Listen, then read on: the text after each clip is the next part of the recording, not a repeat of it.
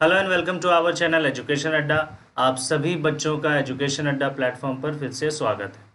चलिए बच्चे, तो जैसा कि आप सभी बच्चों को पता है, क्रॉप प्रोडक्शन हमने पढ़ दिया, यानी पहला चैप्टर। दूसरा में हम लोगों ने पढ़ा है, सर ने फिजिक्स पढ़ाया है, फोर्स, ठीक है। और तीसरा फिर हमने पढ़ाया मटेरियल, यानी कि मेटल्स एंड नॉन मेटल।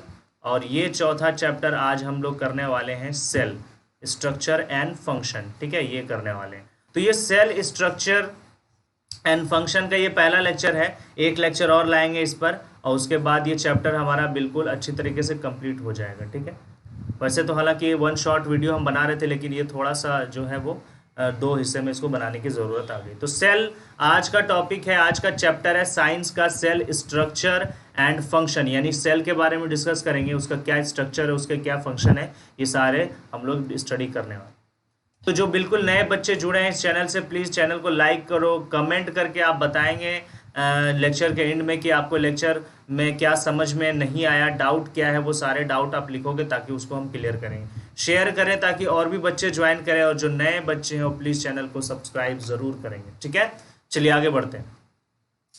तो सेल स्ट्रक्चर एंड फंक्शन ये क्लास 8 के साइंस का चैप्टर है हमारा, ओके। और इसका टॉपिक, इस टॉपिक में हमको क्या क्या कवर करना है, ये पहले सबसे पहले हम लोग देख लेते हैं कि सेल क्या है। सेल के बारे में हम लोग पढ़ेंगे। दूसरा है कि सेल की डिस्कवरी के बारे में पढ़ेंगे, किस तरीके से सेल डिस्कवर किया गया, किसने डिस्कवर किया, ये सारे चीज़ हम लोग पढ़ने वाले हैं, इससे क्वेश्चन आते हैं। फिर देखेंगे variation in cell number, cell number, shape, size in living organism, यानी कि लिविंग ऑर्गेनिज्म में सेल नंबर के वेरिएशन, यानी कि किस मतलब कितना सेल पाया जाएगा, किस बेसिस, उस बेसिस पर ऑर्गेनिज्म को क्लासिफिकेशन किया गया, वो सारी चीज़ें पढ़ेंगे। एक नॉर्मल लिविंग ऑर्गेनिज्म में कितने तरह के शेप होते हैं सेल के, साइज़ क्या क्या होता है, वो सारी चीज़ें हम लोग पढ़ेंगे। इससे भी क्वेश्चन बच्चे आते हैं। ये वाला पॉइंट, ये वाला टॉपिक भी इंपॉर्टेंट है, ये वाला टॉपिक भी इंपॉर्टेंट है बच्चे, इससे क्वेश्चंस आते हैं। सेल के अंदर चले जाएंगे, फिर सेल के कितने पार्ट्स हैं, सेल के अंदर कितने कंपोनेंट्स हैं, उसके क्या फंक्शंस हैं, वो सारी चीज़ें हम लोग पढ़ेंगे। फिर हम लोगों को पढ़ना है level of organisation in an organism, यानी कि ऑर्गेनिज्म का किस तरीके से ऑर्गेनाइजेशन किया गया है ना, वो सारी चीज़ें हम लोग पढ़ेंगे। फिर comparison between plant and animal cell, फिर हम लोग इस चैप्टर में दो तरह के सेल पढ़ने वाले बच्चे, एनिमल सेल पढ़ने वाले, एनिमल सेल को स्टडी करेंगे, एनिमल सेल को स्टडी करेंगे, और दूसरा प्लांट सेल को स्टडी करेंगे, प्लांट सेल को स्टडी करेंगे बच्चे, ठीक है। चलिए आगे बढ़ते हैं, स्टार्ट करते हैं पहला टॉपिक से, सेल। सेल क्या होता है? तो सेल यहाँ पर क्या लिखा हुआ है, cell is the basic structural unit of life, functional unit of life और all living organism made up of cell. तो बच्चे सेल क्या होता है? सेल, जितनी भी लिविंग ऑर्गेनिज्म इस दुनिया में, इस वर्ल्ड में एग्जिस्ट कर रहा है, सभी के सभी का शुरुआत कहाँ से होता है बच्चे? वो सेल से होता है। यानी एक छोटा सा सेल जो हम लोग देख भी नहीं सकते, अपने नेकेड आई से इसको देख भी नहीं सकते हैं, और ये फिर इसी से ज़िंदगी की शुरुआत होती है। ये सेल अपने आप को डिवाइड करेगा, एक से ज़्यादा सेल बनाएगा, फिर उसी तरीके से ज़्यादा करते करते करते करते एक ऑर्गेनिज्म का डेवलप करेगा। ये यहाँ पर थोड़ा सा हम क्लैरिटी कर देते हैं किस तरीके से। सबसे पहले लिविंग ऑर्गेनिज्म में सेल बनता है। सेल, ढेर सारे सेल मिलकर के क्या बनाते हैं बच्चे? टिश्यू बना देते हैं। ढेर सारा टिश्यू मिलकर के क्या बनता है? ऑर्गेन बनता है। और ढेर सारा ऑर्गेन मिलकर के क्या बनाता है? ऑर्गेन सिस्टम बनता है। ऑर्गेन सिस्टम बनता है। और ढेर सारा ऑर्गेन सिस्टम मिलकर के एक कंप्लीट ऑर्गेनिज्म बनता है। ऑर्गेनिज्म बनता है। तो लिविंग ऑर्गेनिज्म का सबसे बेसिक यूनिट आपको क्या देखने को मिल रहा है? सेल दिखने को मिल रहा है, यानी कि सेल से ही जिंदगी की शुरुआत होती है। ऑर्गन में क्या क्या आ जाएंगे भाई? लंग्स आ जाएंगे, हार्ट आ जाएंगे, और भी बहुत सारे ऑर्गन आएंगे, ठीक है। ऑर्गन सिस्टम में क्या आ जाएगा? डाइजेस्टिव सिस्टम आ जाएगा, डाइजेस्टिव सिस्टम आ जाएगा, रेस्पिरेटरी सिस्टम आ जाएगा, रेस्पिरेटरी सिस्टम आ जाएगा, ये सारे और भी बहुत सारे सिस्टम आए हैं। तो ढेर सारे रेस्पिरेटरी सिस्टम मिलकर के ऑर्गेनिज्म का डेवलप करता है। और इसीलिए, और ये क्या है? ये पूरा क्या है बच्चे? ये एक ऑर्गेनाइजेशन है। ये एक क्या है बच्चे? ये ऑर्गेनाइजेशन है, ऑर्गेनाइजेशन है। इसीलिए हम लोगों को, इसीलिए लिविंग बींग्स को ऑर्गेनिज्म बोलते हैं बच्चे। आ गई बात समझ में, क्यों ऑर्गेनिज्म बोलते हैं? चलिए तो cell is the basic structural unit of life, ये आपको याद करने की जरूरत है। सबसे फंक्शनल यूनिट यानी कि सबसे शुरुआती यूनिट है। और जितने भी ऑर्गेनिज्म बने, जितने भी लिविंग ऑर्गेनिज्म है, वो सब के सब किससे मिलकर के बना है? सेल से मिलकर बना है। ठीक है बच्चे, आई होप इतना आपको क्लैरिटी समझ में आया हो। अब अगला टॉपिक हम लोग पढ़ते हैं डिस्कवरी ऑफ सेल, यानी सेल की डिस्कवरी किस तरीके से हुई, वो सारी चीज को अभी हम स्टडी करेंगे। यहां पर देखिए क्या लिखा हुआ है कि सेल इज डिस्कवर्ड इन 1665 बच्चे, और ये आपको याद होना चाहिए कि सेल की डिस्कवरी कब हुआ था, तो 1665 में हुआ। किसने किया? एक इंग्लिश साइंटिस्ट था जिसका नाम था रॉबर्ट हुक, और इसने सबसे पहले सेल की डिस्कवरी की, सबसे पहले। ओके, और ये चीज बच्चे मैं बता देता हूं, रॉबर्ट हुक ने डेड सेल की डिस्कवरी की है ना, डेड सेल की डिस्कवरी की है, सबसे पहले की है। डेड सेल का सबसे पहले डिस्कवरी हुआ, इसीलिए सबसे पहले रॉबर्ट हुक का ही नाम आता है। तो आपको अगर सवाल आ जाए तो रॉबर्ट हुक आप लोग आंसर करोगे। He observe in a slice of cork under a simple magnifying device, और रॉबर्ट हुक ने सेल्फ डिजाइन यानी खुद से इन्होंने एक माइक्रोस्कोप बनाया था, और उसी से उन्होंने क्या किया था? सेल की डिस्कवरी की थी।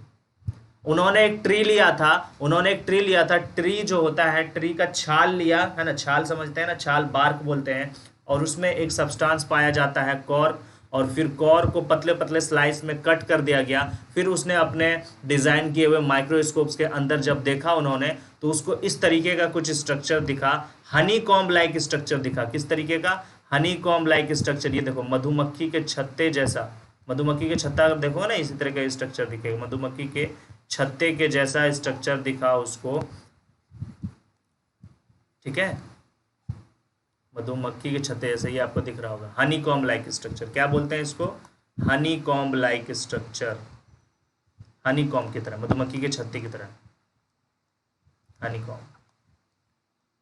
और ये देखो रूम, एक एक कंपार्टमेंट दिख रहा है, एक कंपार्टमेंट, दो कंपार्टमेंट, 3 4, तो इसको इसने क्या नाम दे दिया? सेल। और सेल का मतलब ही होता है बच्चे रूम, इसीलिए उन्होंने सेल का नाम दिया गया। आगे बात समझ में? सेल। चलिए, तो यहां पर देखिए क्या लिखा हुआ है, cork is a part of tree bark, हमने बताया पेड़ के छाल का एक हिस्सा होता है।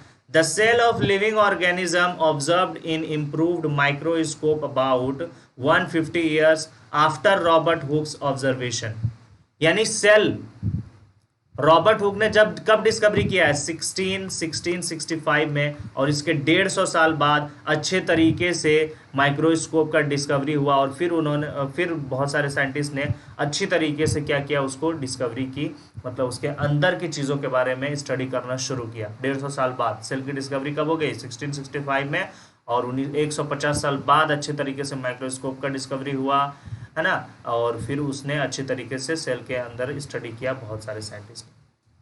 कब? 1940 में। 1940 में डिस्कवरी हुआ इलेक्ट्रॉन माइक्रोस्कोप, और ये सेल के अंदर की चीजों को स्टडी करने के लिए बनाया गया था। ठीक है, make it easy to study the structure of cell and cell organelle, यानी किस तरीके का सेल का स्ट्रक्चर है और सेल ऑर्गेनेल के बारे में स्टडी किसके जरिए होने लगा? Electron microscope. तो इलेक्ट्रॉन माइक्रोस्कोप की डिस्कवरी कब हुई? 1940 में। ये आपको क्वेश्चन आ सकता है। ठीक है, सेल का स्ट्रक्चर को स्टडी करना शुरू करने लगा, और सेल ऑर्गेनेल बच्चे सेल के अंदर पाए जाने वाले कंपोनेंट्स को बोलते हैं सेल ऑर्गेनेल।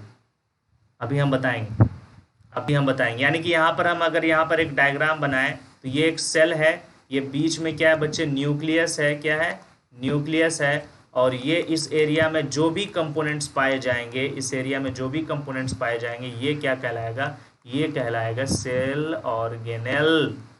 आगे बात समझ में? तो सेल के अंदर घुस करके स्टडी करना शुरू किया अब साइंटिस्ट ने 1940 में इलेक्ट्रॉन माइक्रोस्कोप के डिस्कवर होने के बाद।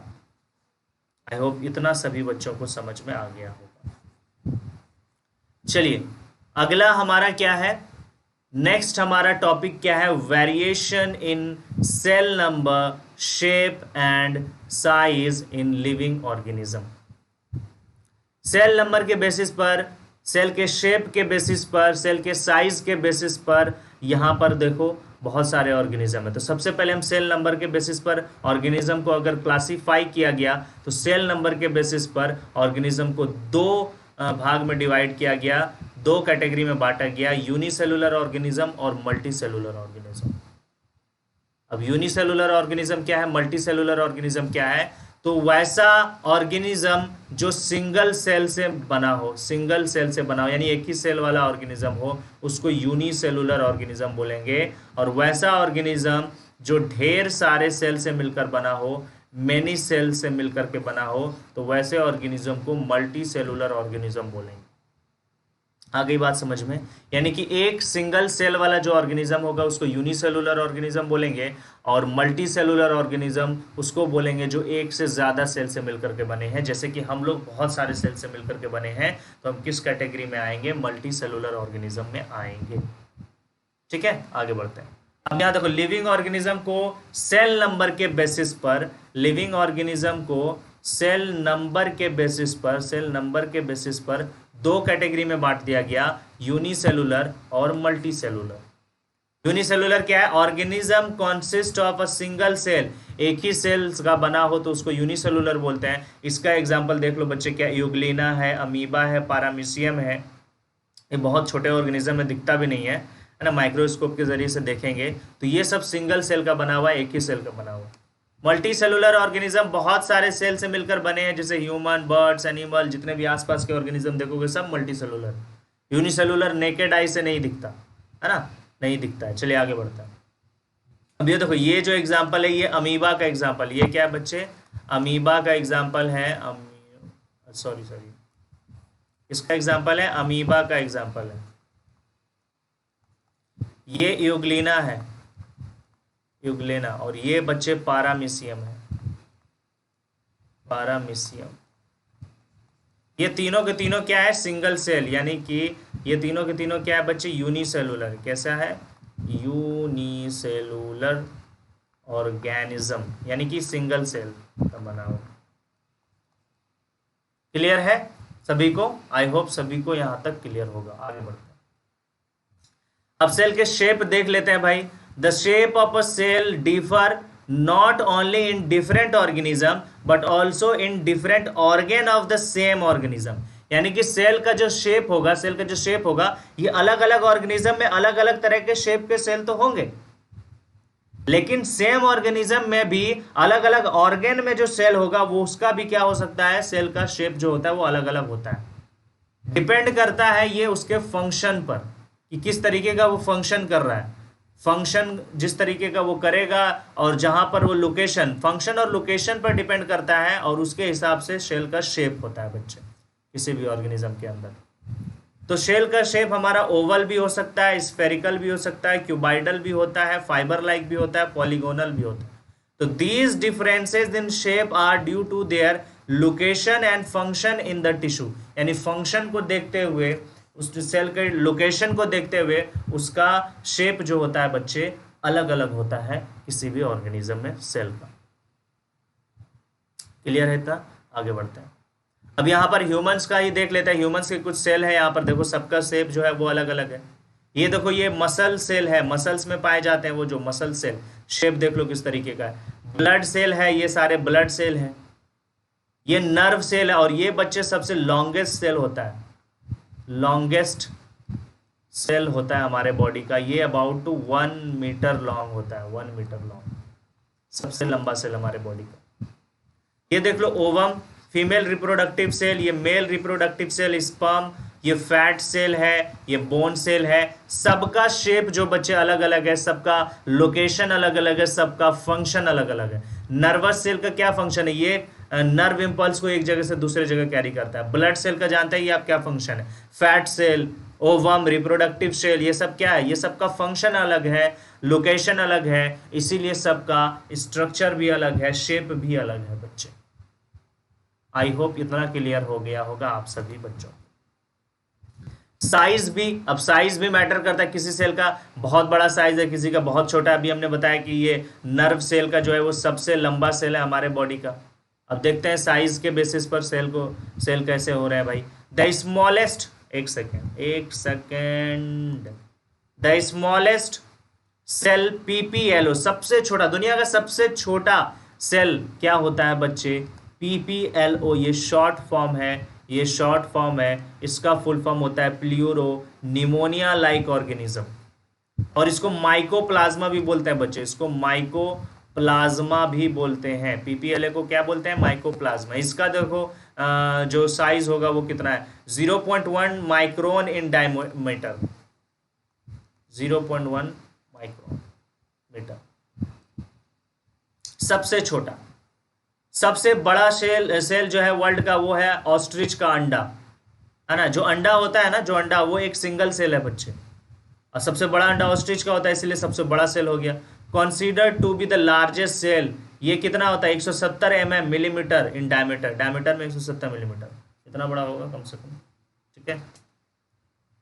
आगे बढ़े, the hen's egg also represent a single cell, मुर्गी का अंडा भी एक सिंगल सेल है ना। It is big enough to be seen with the naked eye, और इतना बड़ा होता है कि उसको हम आराम से देख सकते हैं अपने आंख से। तो सिंगल सेल को भी देखते हैं अंडे के रूप में हम लोग, ठीक है। आगे बात समझ में, ये सेल का साइज हो गया। अब कुछ जो है वो सेल हम लेकर के आए हैं, एग्जाम में से सवाल पूछा जा सकता है कि इसका साइज कितना होगा, बुक में दिया गया है, इसीलिए हम आपको बता रहे हैं, ये सब आपको याद होना चाहिए। अमीबा सिंगल सेल कितना होता है भाई? इसका साइज 1000 माइक्रोमीटर। मुर्गी के अंडे का 60 मिलीमीटर, ऑस्ट्रिच के अंडे का 170 मिलीमीटर, और ग्रीन अलगी या चारा का क्या होता है? 10 सेंटीमीटर। ये टेबल आपको याद होना चाहिए, बहुत इंपॉर्टेंट टेबल हमने बताया है, अच्छी तरीके से इसको याद करेंगे आप लोग। आगे बढ़ते हैं।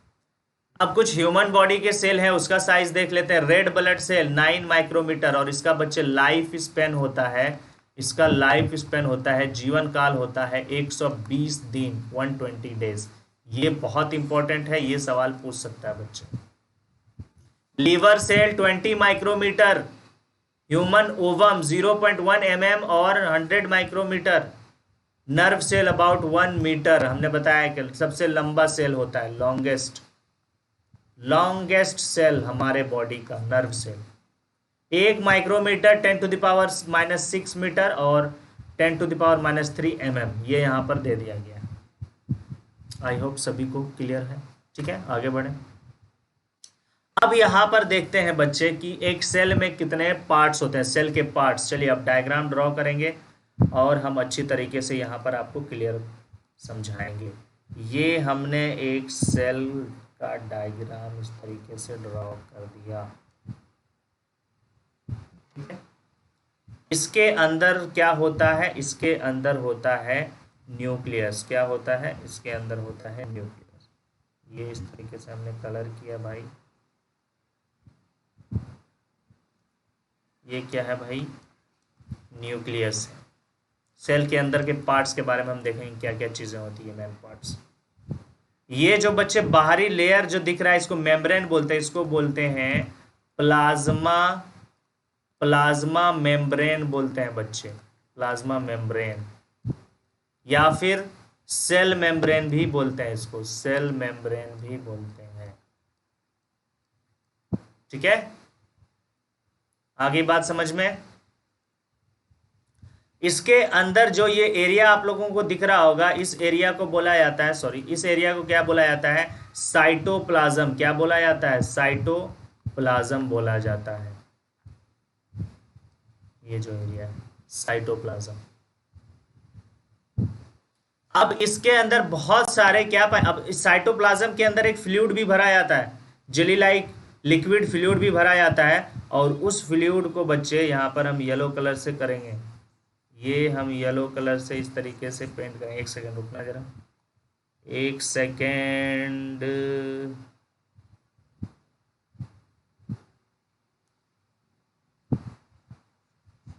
ये हम इसमें येलो कलर कर रहे हैं भाई। क्यों कर रहे हैं?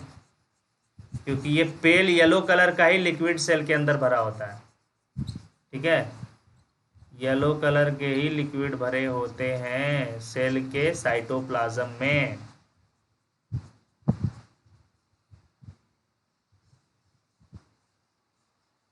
आई होप सबको नजर आ रहा होगा, ठीक है। चलिए भाई पेन ले लेते हैं। तो ये जो पेल येलो कलर का, इसको बोलते हैं प्रोटोप्लाज्म। क्या बोलते हैं? प्रोटोप्लाज्म। और ये फ्लूइड होता है। ये क्या होता है? फ्लूइड होता है। कलर क्या है भाई? Yellow, pale yellow. ये तीन जो है ये मेन पार्ट्स हमने दिखा दिया। अब इसके अंदर बहुत सारे कंपोनेंट्स पाए जाते हैं, बहुत सारे कंपोनेंट्स पाए जाते हैं। ये इस तरीके के कंपोनेंट्स पाए जाएंगे, ये सब, ये सारी चीज़ें। तो इन सारी चीज़ को क्या बोला जाता है बच्चे? सेल ऑर्गेनेल बोला जाता है। क्या बोला जाता है? सेल ऑर्गेनेल बोला जाता है। सेल ऑर्गेनेल बोला जाता है।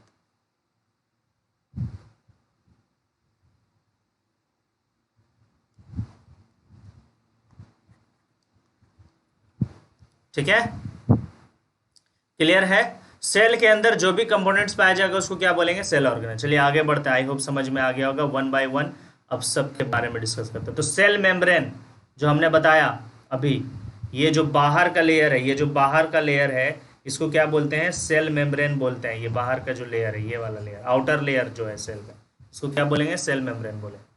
तो the cell of plants, fungi, अच्छा सॉरी, या cell membrane, all living cells are bond by a membrane called the plasma membrane और द सेल मेम्ब्रेन। हमने बताया यहाँ पर एक सेल बनाया और ये वाला जो लेयर है इसी को क्या बोला जाता है?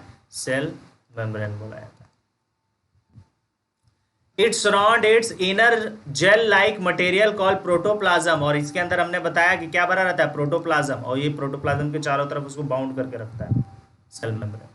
The plasma membrane control the entry and exit of substance as per the requirement of the cell. Cell को अगर किसी चीज की जरूरत हो और बाहर से उस चीज को अंदर लाना हो, या अंदर में जो चीज वेस्ट बन गया है उसको सेल के बाहर निकालना हो, ये सारा कौन कंट्रोल करता है? ये प्लाज्मा मेम्ब्रेन, हमारा सेल मेम्ब्रेन क्या करता है? कंट्रोल करता है। अब और एक यहाँ पर क्या लिखा हुआ है? The cell of plants, fungi and bacteria have an additional outer covering called the cell wall. यानी कि प्लांट का सेल हो, फंजाई का सेल हो, या बैक्टीरिया का सेल हो, सेल मेम्ब्रेन के ऊपर एक और लेयर होता है। वो लेयर कहलाता है बच्चे, वो लेयर कहलाता है सेल वॉल। क्या कहलाता है? सेल वॉल कहलाता है। अभी हम इसके बारे में भी बताएंगे। सेल वॉल, एनिमल सेल में क्या होते हैं भाई? सेल वॉल नहीं होते। प्लांट में होता है, प्लांट में होता है, फंजाई में होता है और बैक्टीरिया में होता है। ये दिमाग में याद रख लो। एनिमल सेल में सेल वॉल नहीं होता। एनिमल सेल में सिर्फ सेल मेम्ब्रेन या प्लाज्मा मेम्ब्रेन होता है। देखो सेल वॉल क्या है, देख लो बच्चे, सेल वॉल क्या है। यहां देखो, यहां देखा जाए, ये एक लेयर आपको दिख रहा होगा, ये हो गया हमारा क्या? ये हो गया सेल मेम्ब्रेन। इसके ऊपर एक लेयर ये दिख रहा होगा, और ये मोटा लेयर जो हो गया यही हो गया हमारा सेल वॉल। ये प्लांट सेल का हम बता रहे हैं। ये क्या है? प्लांट सेल का बता रहे हैं। क्लियर है? Plant cell. अब इसके अंदर देखो बहुत सारे कंपोनेंट्स दिख रहे मिले। ये वैक्यूल है, ये न्यूक्लियस है ना, ये क्लोरोप्लास्ट है, साइटोप्लाज्म है। ये सारे क्या कहलाते हैं? सेल ऑर्गेनेल कहलाते हैं। अभी वन बाय वन डिस्कस करेंगे। ठीक है, तो the cell of plants, fungi and bacteria have an additional outer covering called the cell wall. तो सेल वॉल बोलेंगे। ठीक है, सेल वॉल बोलेंगे। अगर हम यहाँ पर एक डायग्राम आपको ड्रॉ करके दिखा दें तो वो कुछ इस तरीके से होगा। ये यहाँ पर अच्छे से डायग्राम हम ड्रॉ करके दिखाई देते हैं ताकि आपका क्लियर हो जाए कॉन्सेप्ट। ये ऐसे ऐसे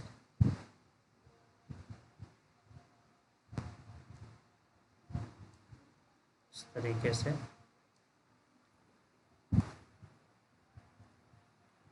ये बीच में। अब यहाँ से हम क्या करेंगे भाई,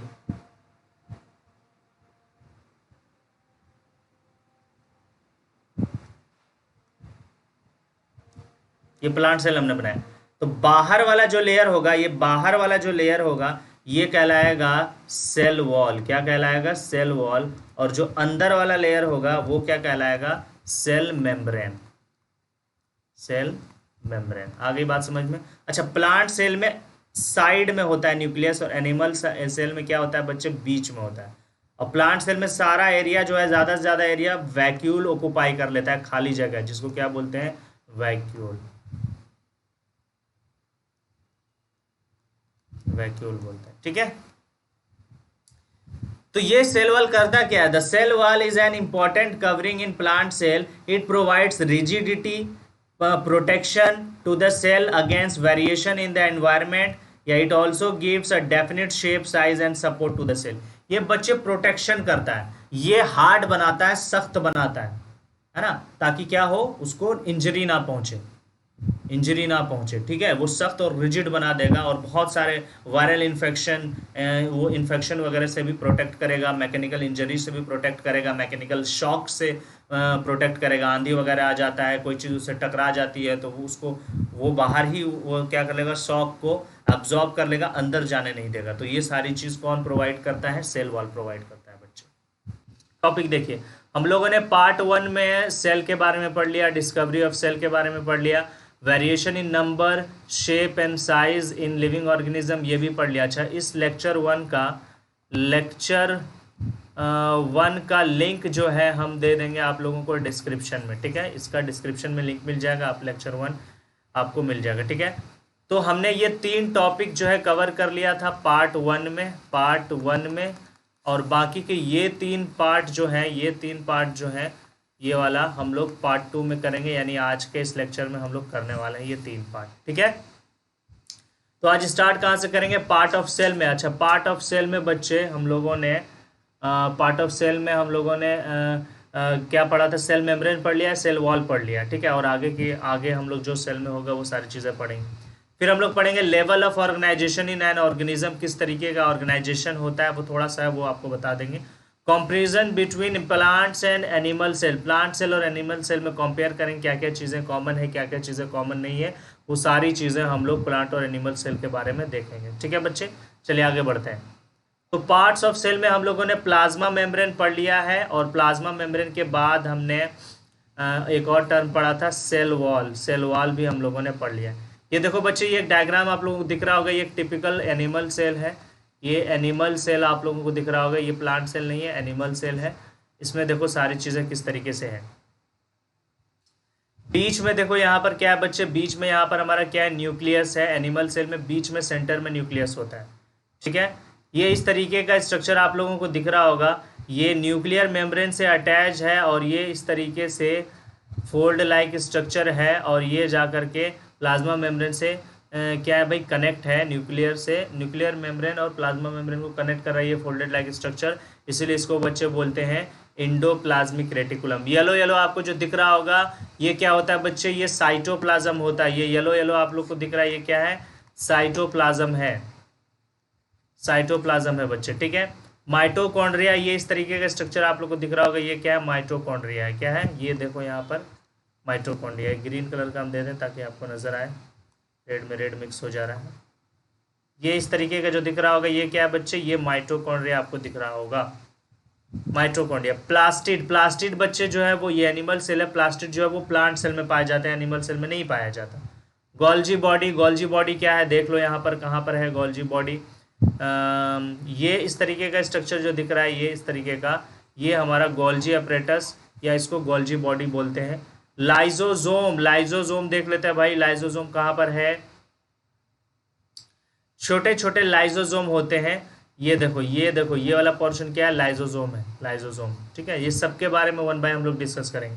वैक्यूल, छोटे छोटे, एनिमल सेल में बहुत सारे वैक्यूल्स होते हैं और छोटे छोटे होते हैं. ये सब जो आपको दिख रहे होंगे ये छोटे छोटे क्या है, वैक्यूल्स है बच्चे. क्या है बच्चे, वैक्यूल्स. न्यूक्लियस सेंटर में होता है, आपको अभी हमने बताया ये क्या होता है, सेंटर में जो है वो क्या है, न्यूक्लियस है. तो इतने सारे पार्ट्स यानी plasma membrane, cytoplasm, endoplasmic reticulum, mitochondria, plastid, Golgi body, lysosome, vacuole और न्यूक्लियस. एक और चीज, सेल के अंदर न्यूक्लियस है ना, सेल के अंदर जो भी साइटोप्लाज्म में स्ट्रक्चर पाया जा रहा है उसको बच्चे बोलते हैं ऑर्गेनेल्स. क्या बोलते हैं, ऑर्गेनेल्स बोलते हैं. तो ये सारे जो 9 यहाँ पर आपको दिख रहे हैं ये सब के सब क्या है, सेल ऑर्गेनेल्स है बच्चे. सबके सब क्या है, ये हमारा क्या है भाई, सेल ऑर्गेनेल्स है. आगे बात समझ में. तो ये 1 बाय 1 सारे सेल ऑर्गेनेल्स के बारे में डिस्कस करेंगे. हम लोगों ने प्लाज्मा मेम्ब्रेन और सेल वॉल पढ़ लिया है, तो हम लोग सेकेंड नंबर से स्टार्ट करने वाले हैं, साइटोप्लाज्म से स्टार्ट करने वाले हैं बच्चे. चलिए आगे बढ़ते हैं. साइटोप्लाज्म देखो यहाँ पर क्या लिखा हुआ है कि the plasma membrane is followed by a liquid medium is called cytoplasm. अब हम अगर यहाँ पर एक सेल का हम डायग्राम बनाएं, ये हमने सेल का डायग्राम बना रहा हूँ मैं यहाँ पर, देखो बीच में ये क्या है, बीच में ये हमारा न्यूक्लियस है। क्या है ये बच्चे? न्यूक्लियस। और न्यूक्लियस और प्लाज्मा मेम्ब्रेन के बीच का जो स्पेस है, ये जो स्पेस है, और इसमें जो इसमें ये वाला जो एरिया है बच्चे, ये वाला जो एरिया है, इसको क्या बोलेंगे? इसी को बोला जाता है, इसी को बोला जाता है साइटोप्लाज्म। क्या बोला जाता है? साइटोप्लाज्म बोलता है। ये वाला ऊपर वाला जो हुआ, ये तो हमारा क्या हो गया भाई? प्लाज्मा मेम्ब्रेन हो गया, प्लाज्मा मेम्ब्रेन। और बीच में ये क्या हो गया? हमारा न्यूक्लियस हो गया, न्यूक्लियस हो गया। और ये एरिया जो है, इसी को क्या बोला जाता है? इसी को बोला जाता है साइटोप्लाज्म बोला जाता है। और इस साइटोप्लाज्म में जो हमारा फ्लूइड भरा हुआ है, जो हमारा फ्लूइड भरा हुआ है, इसमें जो फ्लूइड होता है, गौर से देखिए, उसको बोलते हैं प्रोटोप्लाज्म। क्या बोलते हैं? प्रोटोप्लाज्म बोलते हैं, ठीक है। और इस प्रोटोप्लाज्म की डिस्कवरी किसने की थी? परकिंजे ने की थी। ये एक साइंटिस्ट है और इसी ने किया था, ये आपको याद होना चाहिए। प्रोटोप्लाज्म को किसने डिस्कवर किया है? परकिंजे ने। आगे बात समझ में। न्यूक्लियस का डिस्कवरी किसने किया है? रॉबर्ट ब्राउन ने। किसने किया है? Robert brown. यहां पर ऊपर में ही हमने लिख दिया, रॉबर्ट ब्राउन ने। ओके। सेल की डिस्कवरी किसने की है? सेल की डिस्कवरी किसने की है? आप लोग पता होना चाहिए। किसने किया है भाई? रॉबर्ट हुक ने। किसने भाई? रॉबर्ट हुक ने। और ये कैसा सेल था? डेड सेल की डिस्कवरी की थी इसने, डेड सेल। और सबसे पहले किया था, इसीलिए सबसे पहले सेल की डिस्कवरी किसने की? तो रॉबर्ट हुक का नाम आता है। इतनी बात सभी को समझ में आना चाहिए। It is a viscous translucent homogeneous and colloidal liquid that contains water. इसमें जो लिक्विड भरा हुआ है, साइटोप्लाज्म में क्या होता है? लिक्विड भरा होता है, वही विस्कस होता है। एक सेकेंड, विस्कस होता है। और क्या होता है? होमोजेनस, यानी कि उसमें कहीं पर ये नहीं लगता है कहीं पर ज़्यादा है कहीं पर कम है, एक ही जैसा दिखता है, तो उसको होमोजेनस बोलेंगे। इस लिक्विड में क्या होता है? वाटर होता है, ऑक्सीजन होता है, ये याद रखना। मेटालिक सॉल्ट्स होते हैं, अमाइनो एसिड। अमाइनो एसिड बड़े बड़े प्रोटीन के छोटे छोटे प्रोटीन को अमाइनो एसिड बोलते हैं, ठीक है। कार्बोहाइड्रेट, लिपिड्स एंड प्रोटीन, ये सारा चीज़ किस में होता है? इस लिक्विड में होता है, यानी कि किस में होता है? प्रोटोप्लाज्म में होता है, ठीक है। Various cell organelles are embedded in the cytoplasm. और साइटोप्लाज्म के अंदर बहुत सारे सेल ऑर्गेनेल पाए जाते हैं, जैसे माइटोकॉन्ड्रिया, है ना, lysosome, Golgi body, endoplasmic reticulum, ये सारे किस में पाए जाते हैं? साइटोप्लाज्म में ही पाए जाते हैं। और ये स्ट्रक्चर को क्या कहलाता है? ये स्ट्रक्चर कहलाता है सेल ऑर्गेनेल, ठीक है। आगे बात समझ में। आई होप ये आपको साइटोप्लाज्म समझ में आया होगा। चलिए आगे बढ़ते हैं। Endoplasmic reticulum. इंडोप्लाज्मिक रेटिकुलम देखो किस तरीके का स्ट्रक्चर है। ये अगर हम इस तरीके का हमने एक सेल बनाया, सेल के अंदर का हम बता रहे हैं, ठीक है। और बीच में क्या होता है? बीच में हमारा यहाँ पर न्यूक्लियस हो गया, ठीक है। ये हमने इस तरीके से ड्रॉ कर दिया भाई। ये क्या है? न्यूक्लियस। और ये क्या है? Plasma membrane. Plasma membrane. अब यहाँ से इस तरीके का फोल्डेड लाइक स्ट्रक्चर निकलेगा और ये कहाँ कनेक्ट होगा? ये प्लाज्मा मेम्ब्रेन से कनेक्ट हो जाएगा। तो इसी को बच्चे क्या बोलते हैं? इसी को बोलते हैं इंडोप्लाज्मिक रेटिकुलम। रेटिकुलम जिसको ईआर भी बोलते हैं, जिसको क्या बोलते हैं? ईआर भी बोलते हैं। आगे बात समझ में, जिसको ईआर ही बोलते हैं। अब बच्चे ये ईआर जो है, यानी इंडोप्लाज्मिक रेटिकुलम जो है, ये दो पार्ट में बटा हुआ है, दो हिस्से में इसको बांट दिया गया। एक होता है SER यानी स्मूथ इंडोप्लाज्मिक रेटिकुलम, और दूसरा क्या होता है? RER यानी कि रफ इंडोप्लाज्मिक रेटिकुलम। अब रफ इंडोप्लाज्मिक रेटिकुलम और स्मूथ इंडोप्लाज्मिक रेटिकुलम में क्या फ़र्क है वो बताते हैं। एक और इधर हम ड्रॉ कर रहे हैं हम इंडोप्लाज्मिक रेटिकुलम, ठीक है। और इस पर बच्चे जो है, मैं एक चीज़ ड्रॉ करता हूँ, उस पर क्या होते हैं वो मैं आपको दिखाता हूँ। एक सेकेंड, बहुत ही खूबसूरती के साथ यहाँ पर मैं दिखाऊंगा। इस पर इस तरह के कुछ ग्रेन्यूल्स स्ट्रक्चर पाए जाते हैं, दानेदार स्ट्रक्चर पाए जाते हैं। तो जिस इंडोप्लाज्मिक रेटिकुलम पर दानेदार लाइक स्ट्रक्चर यानी ग्रेन्यूल लाइक स्ट्रक्चर पाए जाते हैं, उसको बोला जाता है RER, यानी कि ये रफ स्ट्रक्चर, ये रफ सरफेस का फॉर्मेशन करेगा। और ये जो ग्रेन्यूल्स होते हैं, ये आपको ग्रेन्यूल्स दिख रहा होगा, ये जो आपको ग्रेन्यूल्स दिख रहा होगा, ये ग्रेन्यूल्स होते हैं बच्चे राइबोसोम। क्या होते हैं? राइबोसोम होते हैं। तो जिस इंडोप्लाज्मिक रेटिकुलम में राइबोसोम पाया जाएगा सरफेस पर, वो रफ इंडोप्लाज्मिक रेटिकुलम कहलाएगा। और जिस पर कुछ राइबोसोम नहीं पाए जाएंगे, कुछ भी नहीं पाया जाएगा, वो क्या कहलाएगा? हमारा स्मूथ इंडोप्लाज्मिक रेटिकुलम कहलाएगा बच्चे। आई होप इतनी बात सभी को समझ में आ गया होगा। तो ये वाला हमारा क्या है? ये हमारा SER हो गया, और ये वाला हमारा क्या हो गया? ये RER, रफ इंडोप्लाज्मिक रेटिकुलम हो गया। ठीक है, यही चीज़ बताया गया है। तो it is a complex network of membrane bounded tubular structure, tube की तरह होता है, extended from nuclear membrane to cell membrane. देखो, न्यूक्लियर मेम्ब्रेन से सेल मेम्ब्रेन तक में फैला होता है। The outer surface of rough endoplasmic reticulum is covered with minute granules of ribosome. मैंने बताया राइबोसोम उसके सरफेस पर पाया जाता है। So that rough endoplasmic reticulum provide space for protein synthesis. और आप सभी को पता है कि राइबोसोम क्या करता है बच्चे? राइबोसोम प्रोटीन सिंथेसिस करता है, प्रोटीन बनाता है। तो रफ इंडोप्लाज्मिक क्या बना रहा है? प्रोटीन बना रहा है। ठीक। Smooth endoplasmic reticulum do not have attached ribosome, ribosome उसके सरफेस पर अटैच नहीं होते हैं। और ये क्या बनाता है? ये लिपिड बनाता है। और ये क्या बनाएगा? ये लिपिड बना रहा है। क्या बना रहा है? लिपिड बना रहा है। ठीक है। तो endoplasmic reticulum are use for producing cellular parts such as cell membrane. और ये सेल मेम्ब्रेन बनाता है इंडोप्लाज्मिक रेटिकुलम। क्यों बनाता है? क्योंकि अभी आपने बताया कि SER क्या बना रहा है? SER बना रहा है लिपिड, देखना लिपिड। और RER क्या बना रहा है? RER बना रहा है हमारा प्रोटीन। क्या बना रहा है? प्रोटीन। और लिपिड और प्रोटीन इन दोनों से मिलकर के क्या बनता है? हमारा सेल मेम्ब्रेन बनता है। तो ये क्या बना रहा है? सेल मेम्ब्रेन बना रहा है। आई होप इतनी बात सभी को समझ में आ गया होगा। ये होता है इंडोप्लाज्मिक रेटिकुलम। आगे बढ़ते हैं। अब यहाँ पर थोड़ा सा समरी लेंगे इंडोप्लाज्मिक रेटिकुलम में।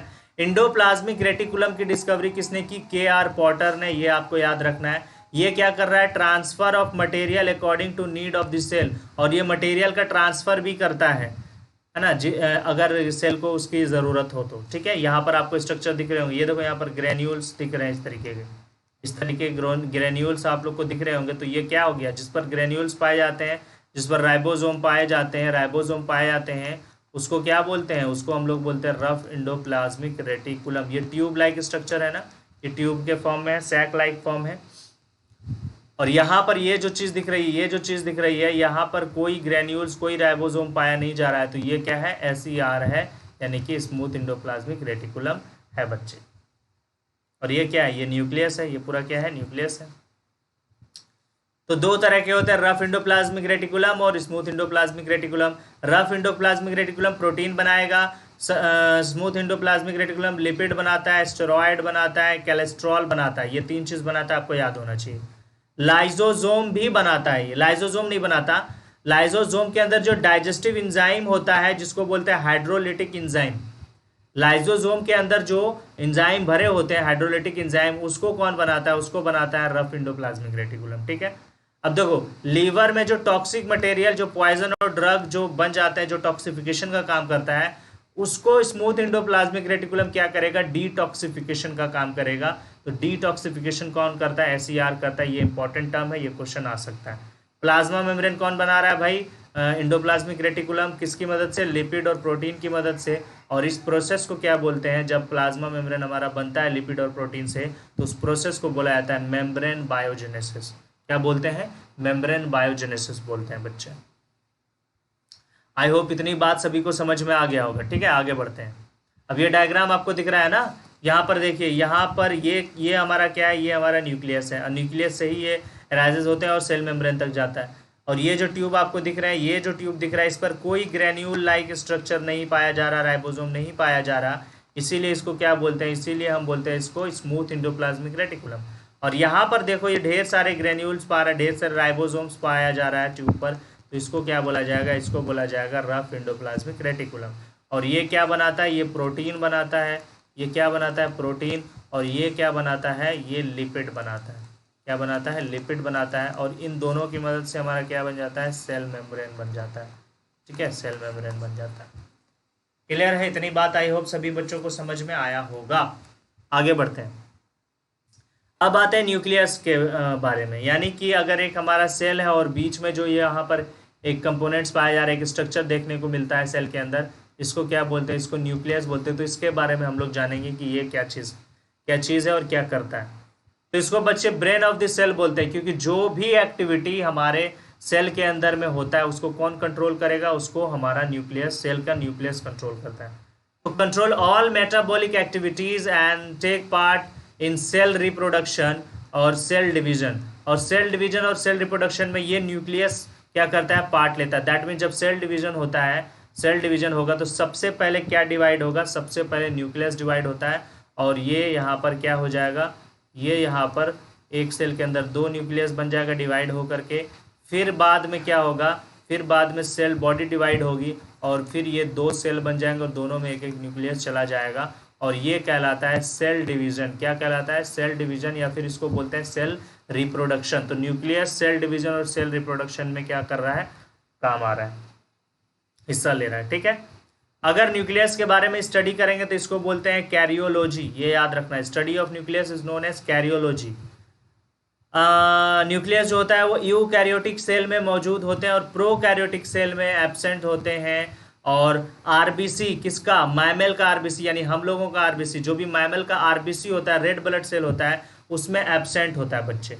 एक तो प्रोकैरियोटिक सेल में एब्सेंट होगा, दूसरा मैमल के आरबीसी में क्या होगा, एब्सेंट होगा। यानी कि जब नया नया आरबीसी बना होगा तो उसके अंदर क्या होता है, न्यूक्लियस होता है आरबीसी में, रेड ब्लड सेल में। जब जैसे जैसे आरबीसी मैच्योर हो जाएगा, बड़ा हो जाएगा, तो उससे न्यूक्लियस एब्सेंट हो जाएगा। तो हम लोगों में मैच्योर आरबीसी में न्यूक्लियस नहीं होता है। ठीक है, एक्सेप्शन है कि कैमल एक मैमल है और लामा एक मैमल है। इन दोनों मैमल के आरबीसी में क्या होता है, आरबीसी में न्यूक्लियस होते हैं, यही एक एक्सेप्शन आप लोगों को दिखेगा।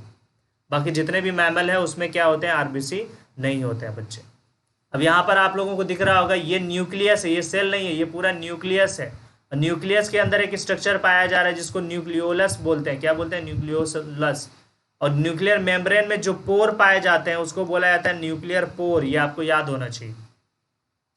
और अंदर में एक फाइबर मौजूद होता है, ढेर सारे थ्रेड लाइक स्ट्रक्चर फाइबर होते हैं जिसको क्रोमेटिन फाइबर बोलेंगे। क्या बोलेंगे, क्रोमेटिन फाइबर। और न्यूक्लियस के अंदर जिस तरह सेल के अंदर फ्लूइड भरा होता है उसी तरह न्यूक्लियस के अंदर एक फ्लूइड भरा होता है जिसको न्यूक्लियोप्लाज्म बोलते हैं बच्चे। क्या बोलते हैं, न्यूक्लियोप्लाज्म बोलते हैं। और ये जो थ्रेड होते हैं, फाइबर होते हैं जिसको क्रोमेटिन फाइबर बोलेंगे, जब ये सेल डिवाइड करने वाला होता है उस समय ये फाइबर जो है वो जुड़ करके क्या बना लेता है, जुड़ करके वो बना लेता है क्रोमोजोम। क्या बना लेता है, क्रोमोजोम बना लेता है, इस तरह का स्ट्रक्चर। और ये क्या कहलाता है बच्चे, क्रोमोजोम। ये फाइबर क्रोमेटिन फाइबर से मिलकर के बनता है। ठीक है, आगे बात समझ में। तो न्यूक्लियस के बारे में भी मैंने सारा इन्फॉर्मेशन दे दिया जितना आप लोगों के लिए ज़रूरी है और जितना आप लोग इसके बारे में एग्जाम में आएगा। ठीक है, एक और हमारा सेल ऑर्गेनेल्स पाया जाता है सेल के अंदर, गोल्जी बॉडी, या फिर इसको गोल्जी एपरेटस भी बोलते हैं। इसको गोल्जी एपरेटस भी बोलते हैं बच्चे। ठीक है, प्लांट में गोल्जी बॉडी को डिक्टोजोम बोलते हैं, एनिमल में लाइपोकॉन्ड्रिया भी बोलते हैं। ठीक, इसको traffic police of the cell बोला जाता है, गोल्जी बॉडी को। डिस्कवर्ड किसने किया था, कैमिलो गोल्जी ने इसका डिस्कवरी किया था। फंक्शन क्या है, स्टोरेज करना और पैकिंग करना। यानी जो भी चीज़ है एंडोप्लाज्मिक रेटिकुलम बना रहा है उसको ये स्टोर करेगा, पैक करेगा और ट्रांसफ़र करेगा जहाँ पर ज़रूरत हो। Formation of cell plate in plant cell division, जब प्लांट का सेल डिवाइड करने के लिए होगा, ये देखो ये सेल पहले न्यूक्लियस क्या हुआ भाई, न्यूक्लियस पहले डिवाइड करेगा, है ना। तो ये 2 न्यूक्लियस बन गए, ये बन गया 2, एक ये 2, और बीच में ये जो चीज़ है इसी को बोलते हैं पैलेट, सेल पैलेट। और इसका फॉर्मेशन करेगा ये प्लांट सेल में। प्लांट सेल में सेल पैलेट का फॉर्मेशन कौन करता है, हमारा गोल्जी बॉडी करता है। ठीक है, formation of acrosome in sperm, और स्पर्म में जो एक्रोजोम होता है उसका भी फॉर्मेशन गोल्जी बॉडी करता है। ये इस तरीके का अगर हम स्पर्म बनाया तो यहाँ पर ऊपर में इस तरीके का स्ट्रक्चर होता है जिसको क्या बोलते हैं, एक्रोजोम बोलते हैं। और इसका फॉर्मेशन कौन करता है, इसका फॉर्मेशन भी गोल्जी बॉडी ही करता है बच्चे, ठीक है। Form complex sugar from simple sugar, simple sugar से कॉम्प्लेक्स शुगर भी बनाता है हमारा गोल्जी बॉडी। आगे बात समझ में, ये सारे फंक्शन है गोल्जी बॉडी के। और गोल्जी बॉडी को traffic police of the cell भी बोलते हैं। आगे बढ़ते हैं, लाइजोसोम, अगला सेल ऑर्गेनेल हमारा क्या है, लाइजोसोम है। तो formation of Golgi body, formation from Golgi body, यानी लाइजोसोम का फॉर्मेशन गोल्जी बॉडी से होता है। ये सवाल आ सकता है कि लाइजोसोम का फॉर्मेशन कहाँ से होगा, तो लाइजोसोम का फॉर्मेशन बच्चे गोल्जी बॉडी से होता है, ठीक है। Discovered by C de Duve, C de Duve एक साइंटिस्ट है, इन्होंने लाइजोसोम का फॉर्मेशन किया। इसको बोलते हैं suicidal bag of the cell, इसको क्या बोलते हैं, suicidal bag of the cell बोलते हैं, क्लीनर ऑफ द सेल बोलते हैं। क्यों बोलते हैं बच्चे, सेल के अंदर जो भी वेस्ट मटेरियल होगा वो क्या कर लेगा, अपने अंदर भर लेगा। और उसके अंदर क्या होता है, एक एंजाइम होता है, हाइड्रोलिटिक एंजाइम, और वो उसको क्या करेगा, छोटे छोटे हिस्से में तोड़ना शुरू कर देगा, फिर वो पूरा ब्रस्ट हो जाएगा। इसीलिए उसको बोलते हैं suicidal bag of the cell. और ये सेल को साफ करते रहता है, इसीलिए इसको क्या बोलते हैं, सेल के वेस्ट को ही तो साफ कर रहा है, इसीलिए इसको क्या बोलते हैं, क्लीनर ऑफ द सेल भी बोलते हैं। सिर्फ और सिर्फ एनिमल सेल में पाया जाएगा, प्लांट सेल में एब्सेंट होगा, ठीक है। और फंगस में पाया जाता है, जिसको क्या बोलते हैं, न्यूरोस्पोरा क्रासा, ये एक फंगस है जिसमें पाया जाता है लाइजोसोम, ठीक है, न्यूरोस्पोरा क्रासा। फंक्शन देख लेते हैं, store waste material with the help of Golgi body, Golgi body के इस्तेमाल मदद से ये वेस्ट को क्या कर देगा, स्टोर करेगा। फिर डाइजेस्ट इस waste material with the help of digestive enzyme, hydrolytic enzyme, ये वेस्ट को डाइजेस्ट करेगा, ब्रस्ट करेगा। कॉम्प्लेक्स वेस्ट जो होगा वो सिंपल वेस्ट में कन्वर्ट हो जाएगा, बड़ा बड़ा वेस्ट छोटे छोटे वेस्ट में टूट जाएगा जब वो फटेगा, जब वो ब्रस्ट करेगा, तभी तो इसको suicidal bag of the cell बोलते हैं, ठीक है। आगे बात समझ में, ये होता है लाइजोसोम। क्या होता है बच्चे, ये होता है हमारा लाइजोसोम। आगे बढ़ते हैं, वैक्यूल, वैक्यूल बच्चे प्लांट में सिंगल पाए जाते हैं। यहाँ पर देखो प्लांट है तो एक बड़ा होगा और सिंगल पाया जाएगा, और 50 से 90% सेल वॉल्यूम ऑक्युपाई करता है प्लांट सेल में।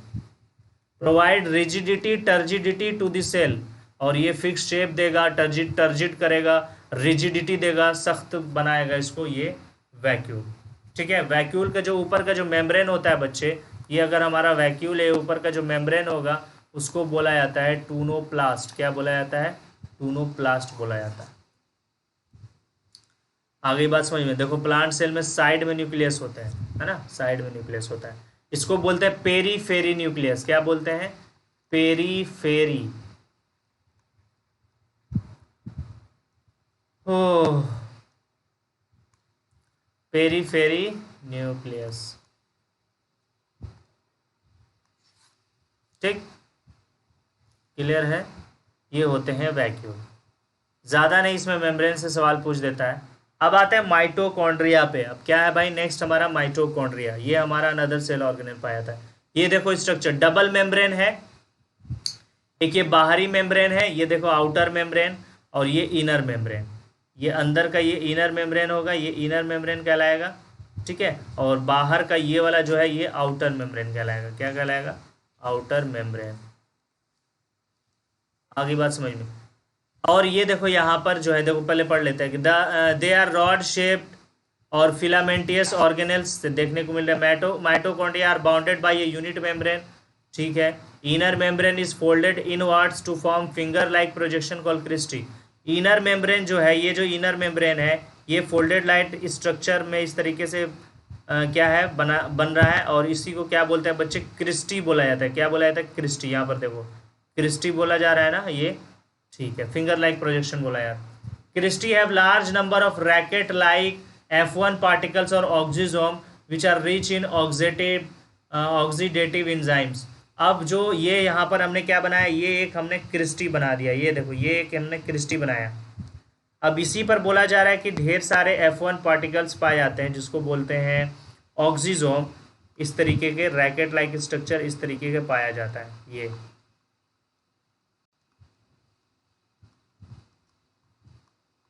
ये इस तरीके का पाया जाता है।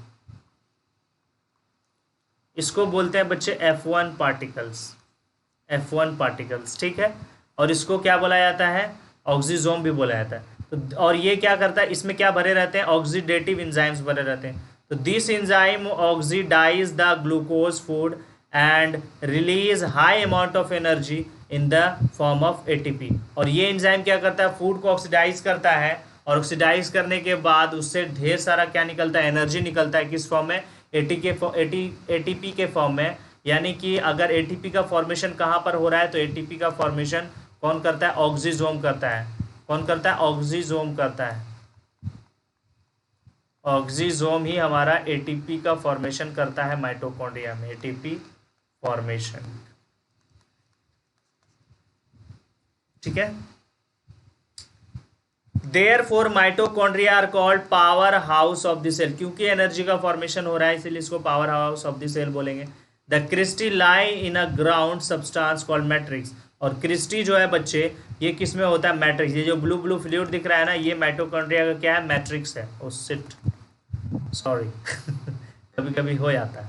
ठीक है, तो ये इसमें क्या है भाई,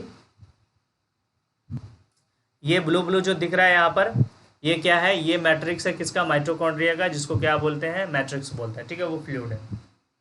आगे उस फ्लूइड में बहुत सारे, अच्छा राइबोसोम, ये माइटोकॉन्ड्रिया और माइटोकॉन्ड्रिया में जो होते हैं, इसका खुद का डीएनए होता है। माइटोकॉन्ड्रिया का खुद का डीएनए होता है, इसीलिए माइटोकॉन्ड्रिया को हम सेमी ऑटोनोमस ऑर्गेनेल भी बोलेंगे या स्ट्रेंज ऑर्गेनेल बोलेंगे। और किसी सेल ऑर्गेनेल का खुद का डीएनए नहीं होता, माइटोकॉन्ड्रिया का खुद का डीएनए होता है, ये आपको याद रखना है।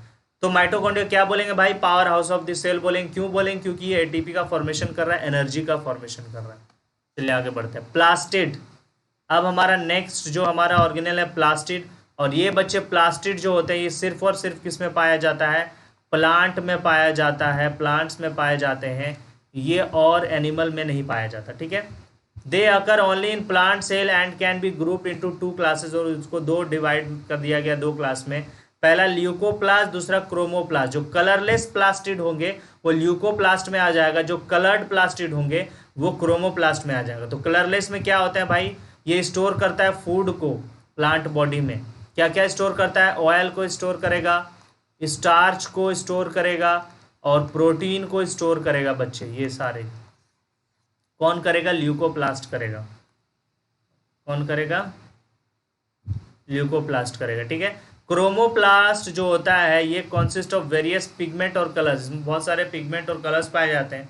Chromoplast are the most important to provide different colours to flowers and leaf. तो फ्लावर्स के कलर हो गए, लीफ के कलर हो गए, उसके लिए रिस्पॉन्सिबल कौन है, क्रोमोप्लास्ट, कलर्ड प्लास्टिड है। क्लोरोप्लास्ट, क्लोरोप्लास्ट जो होता है बच्चे, ये ग्रीन कलर का प्लास्टिड होता है, ग्रीन कलर पाया जाता है इसमें। यानी कि कौन होता है, किसकी वजह से, क्लोरोफिल। तो क्लोरोप्लास्ट के अंदर क्या होते हैं, क्लोरोफिल पाया जाता है, जो ग्रीन कलर के लिए रिस्पॉन्सिबल होता है। और क्लोरोफिल बच्चे ये क्या करता है, synthesise the food by photosynthesis. और फोटोसिंथेसिस प्रोसेस में क्लोरोफिल एक बहुत बड़ा इंपॉर्टेंट रोल निभाता है, जो सनलाइट को एब्जॉर्ब करेगा। और जब तक सनलाइट का नहीं मिलेगा तब तक फूड प्लांट में कहाँ बनेगा। ठीक है, so chloroplast are kitchen of the cell. इसीलिए क्लोरोप्लास्ट को क्या बोलते हैं, किचन ऑफ द सेल बोलते हैं बच्चे। क्लोरोप्लास्ट, ये एक डायग्राम इस तरीके का मैं बना रहा हूँ,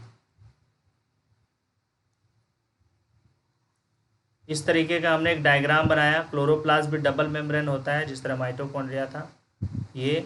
और इसमें इस तरीके के स्ट्रक्चर पाए जाते हैं, जिसको ग्रेना बोलते हैं, इसको ग्रेना बोलते हैं। क्या बोलते हैं इसको, ग्रेना या थैलाक्वाइड बोलते हैं। और ये जो एरिया है जिसमें फ्लूइड भरा रहता है, येलो कलर का, उसमें हम ड्रॉ कर देते हैं, येलो कलर का फ्लूइड भरा हुआ है इसमें। और उसको क्या बोलते हैं, इसको बोलते हैं मैट्रिक्स। क्या बोलते हैं, मैट्रिक्स। और इसमें इसको बोलते हैं स्ट्रोमा। ये जो मैट्रिक्स है ये क्या है, स्ट्रोमा बोलते हैं इसके मैट्रिक्स को। ठीक, अब देखो इसी के अंदर क्या होता है, फोटोसिंथेसिस होता है क्लोरोप्लास्ट के अंदर। इसीलिए तो क्लोरोप्लास्ट को क्या बोला जा रहा है, किचन बोला जा रहा है। यहाँ से वाटर आएगा, यहाँ ग्रेना में इंटर करेगा और ये तोड़ देगा इसको और ऑक्सीजन अलग कर देगा। स्ट्रोमा में आता है हमारा कार्बन डाइऑक्साइड, और यहाँ पर ये रिडक्शन करेगा और इसको बना देगा C6H12O6 यानी ग्लूकोज। ये 2 चीज़ ही तो बनता है फोटोसिंथेसिस में। तो ये जो रिएक्शन हो रहा है, जो वाटर को तोड़ा जा रहा है, इस रिएक्शन को बोलते हैं इस रिएक्शन को बोलते हैं लाइट रिएक्शन। क्या बोलते हैं? लाइट, क्योंकि इसमें लाइट की ज़रूरत होती है, लाइट रिएक्शन बोले। और ये जो कार्बन डाइऑक्साइड को रिड्यूस करके ग्लूकोज बनाया जा रहा है, इस रिएक्शन को बोलते हैं डार्क रिएक्शन। क्या बोलते हैं? डार्क रिएक्शन बोलते हैं। ठीक है, इसमें लाइट की ज़रूरत नहीं होती, तो इसीलिए इसको किचन बोला जा रहा है, क्योंकि इसमें क्या बन रहा है? फूड बन रहा है, खाना बन रहा है, फोटोसिंथेसिस। ठीक है, अब यहाँ देखो क्या लिखा हुआ है, the main function of unit of chloroplast are grana. मैंने बताया grana. In grana light reaction take place, light reaction हुआ। The ground substance or homogeneous matrix of chloroplast is called stroma. हमने बताया स्ट्रोमा बोलते हैं। In which dark reaction take place, और क्या होता है इसमें भाई? डार्क रिएक्शन होता है। ठीक है, इतनी बात सभी को समझ में आ गया होगा। आगे बढ़ते हैं। अब लास्ट टॉपिक हमारा बच गया इस चैप्टर का, और हमको प्लांट सेल और एनिमल सेल में डिफरेंस पता करना है। देखते हैं भाई प्लांट सेल में क्या क्या पाए जाते हैं, एनिमल सेल में क्या क्या पाए जाते हैं। तो plant cell has a rigid non living cell wall outside cell membrane. Cell wall पाया जाता है, और एनिमल सेल में सेल वॉल एब्सेंट होते हैं, है ना। No such cell wall is present, यानी कि एब्सेंट होता है। सेल वॉल क्या है भाई? एब्सेंट है, एब्सेंट है।